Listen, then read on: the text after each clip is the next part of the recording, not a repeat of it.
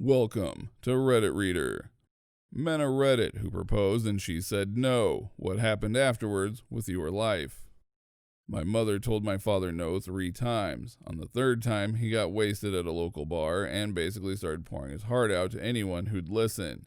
Mind you, it's a very small village in the Italian Alps and my father barely spoke Italian and no one in the village spoke English, including my mother.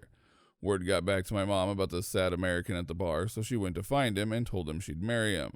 My parents celebrated their 44th anniversary last month. My mom actually said no to my dad's proposal when they were younger. Not because they weren't in love, but because she wasn't sure if it was something she actually wanted to do, rather than something that society expected of her or whatever. They still stayed together and had kids, hence why you're reading this now, and when my dad was terminally ill a few years ago, my mom plucked up the courage and asked him. Just to get her back after all those years, he said no, before taking her up on the offer a few days later. He died a happy man. Oh, I have a story about this. My friend A had been with his girlfriend B for years, so he decided he wanted to propose. What he didn't know is that B was also thinking about proposing to him.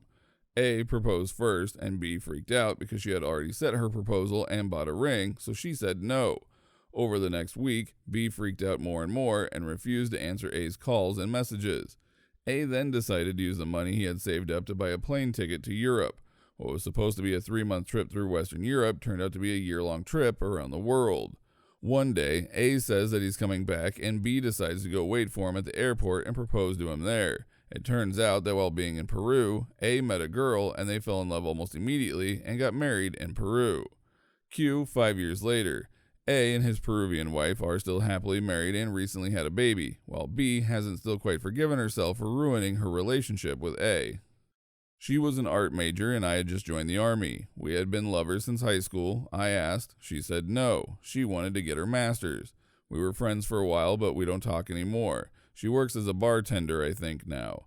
I ended up getting married to my best friend. We've been married for more than a decade and have a 5-year-old son.